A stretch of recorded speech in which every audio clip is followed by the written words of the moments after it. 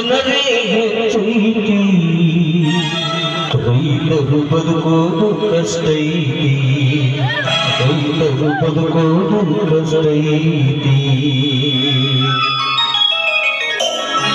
ಬಡವ ರೈತನ ಕಣ್ಣೀರು ಒರೆಸುವ ಸರ್ಕಾರದಲ್ಲಿ ಬಡವ ರೈತನ ಕಣ್ಣೀರು ಒರೆಸುವ ಸರ್ಕಾರದಲ್ಲಿ ಚಂದಿಯ ಜನರೇ ಲಂಚ ಕೇಳುವ ಜನರೇ ಹೆಚ್ಚೈತಿ ರೈತರು ಬದುಕೋದು ಕಷ್ಟ ಐತಿ ಬದುಕೋದು ಕಷ್ಟ ಐತಿ ಬಡವ ರೈತನ ಕಣ್ಣೀರು ಒರೆಸುವ ಸರ್ಕಾರದಲ್ಲಿ ಚಂದಿಯ ಜನರೇ ಲಂಚ ಕೇಳುವ ಜನರೇ ಹೆಚ್ಚೈತಿ ರೈತರು ಬದುಕೋದು ಕಷ್ಟ ಐತಿ ರೈತರು ಬದುಕೋದು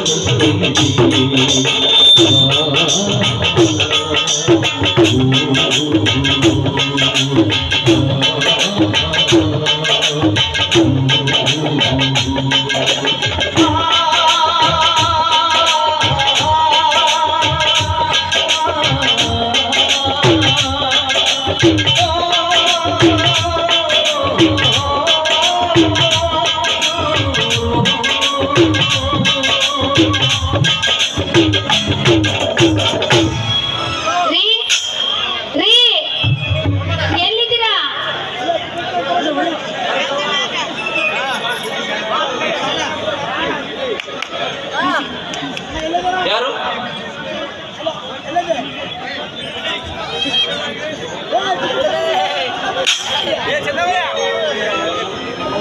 ಸರೋಜಾ, ಏನದು ಸರೋಜಾ? ಇಂತಹ ತುಂಬಿದ ಹೊಟ್ಟೆಯನ್ನಿಟ್ಟುಕೊಂಡು ಇಂತಹ ಸುಡು ಬಿಸಿಲಿನಲ್ಲಿ ಬಾರಾದ ಬುತ್ತಿಯನ್ನು ತಲೆಯ ಮೇಲೆ ಹೊತ್ತುಕೊಂಡು ಇಲ್ಲಿ ತನಕ ಬಂದಿದೆಯಲ್ಲ, ನಿನಗೆ ಸ್ವಲ್ಪನಾದ್ರೂ ಬುದ್ಧಿ ಇದೆ? ಯಾಕ್ರಿ ಹಾಗಂತೀರ?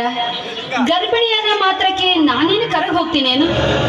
ಹಗಲು ರಾತ್ರಿ ಎನ್ನದೆ ನಮ್ಮ ಹೊಟ್ಟೆ ತುಂಬಿಸಕ್ಕಾಗಿ ನೀವಿಷ್ಟೊಂದು ಕಷ್ಟ ಪಡ್ತಿರುವಾಗ ನಿಮ್ಮ ಹೊಟ್ಟೆಗೆ ಅನ್ನ ಹಾಕೋದಕ್ಕೆ ಬುದ್ಧಿ ಹೊತ್ಕೊಂಡು ಬರಲು ನನಗೆ ಹಕ್ಕಿಲ್ವೇನ್ರಿ?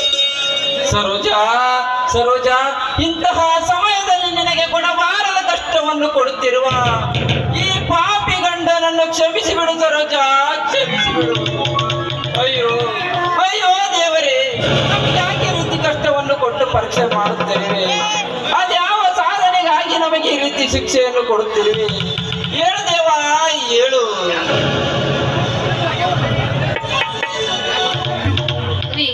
ಯಾಕ್ರಿ ಹಾಗೆಲ್ಲ ಮಾತಾಡ್ತೀರ? ನೋಡಿ, ಬಂದ ಕಷ್ಟಗಳನ್ನ ನಾವು ಸಂತೋಷದಡಿಗೆ ಕರೆದುಕೊಂಡು ಹೋಗ್ಬೇಕ್ರಿ. ಕಷ್ಟ ಬಂದಿತೆಂದು ಕುಗ್ಗಬಾರ್ದು.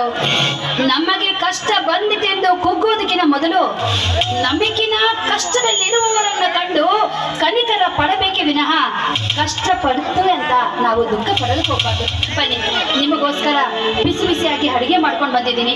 ಬೆಳಿಗ್ಗೆಯಿಂದ ಕೆಲಸ ಬೇರೆ ಮಾಡ್ತಾ ಇದ್ದೀರಾ, ಊಟ ಬಡಿಸ್ತೀನಿ, ಊಟ ಮಾಡಿವ್ರೆ. ಸರೋಜಾ, ನೀ ಊಟ ಮಾಡಿದೆಯಾ? ಎಂತ ಮಾತು ಅಂತ ಹೇಳ್ತಾ ಇದ್ರಿ? ನೀವು ಊಟ ಮಾಡೋದು ಮೊದಲು ಆ ಜಾಗದಲ್ಲಿ ಅಮೃತ ಇದ್ರೂ ಸಹ ನಾನು ಮುಟ್ಟಲ್ಲ ಅಂತ ನಿಮಗೆ ಗೊತ್ತು ತಾನೆ? ಸರೋಜಾ, ಸರೋಜಾ, ನಿನಗೆ ಯಾವ ರೀತಿ ಹೇಳಬೇಕೆಂದು ನನಗೆ ಒಂದೂ ಅರ್ಥವಾಗುತ್ತಿಲ್ಲ. ಸರಿ, ನಾನೇ ನನ್ನ ಕೈಯಾರೆ ನಿನಗೆ ಊಟ ಬಡಿಸುತ್ತೇನೆ. ಬಾ, ಜೊತೆಯಾಗಿ ಊಟ ಮಾಡೋಣ. ಹಾಗೆ